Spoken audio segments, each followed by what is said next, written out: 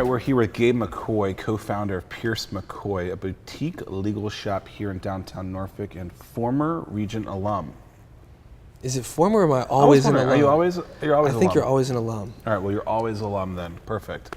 And you formerly went there. I did go there for law. See, who said a lawyer doesn't have personality? I don't know. They should be strung up and prosecuted. There you go. I'm kidding. Okay, all right. So let's talk about operating a company. Right.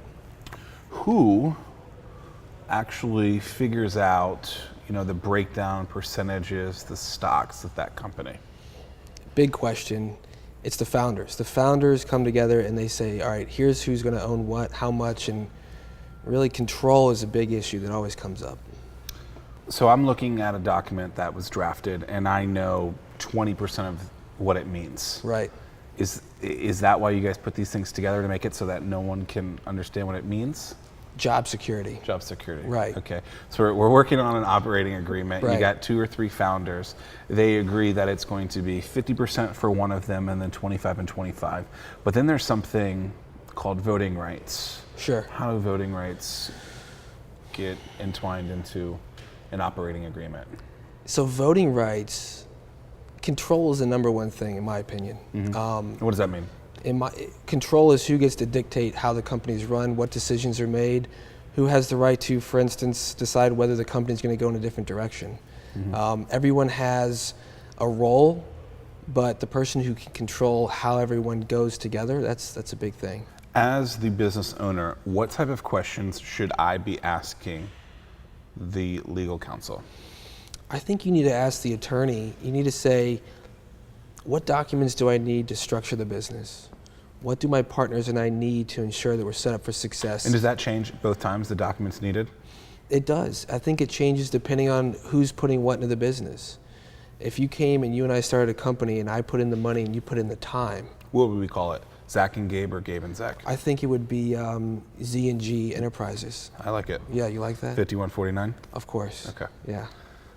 Okay, so we're doing this. That's going to happen. Z&G Enterprises. So we're going to our attorneys and we're asking them.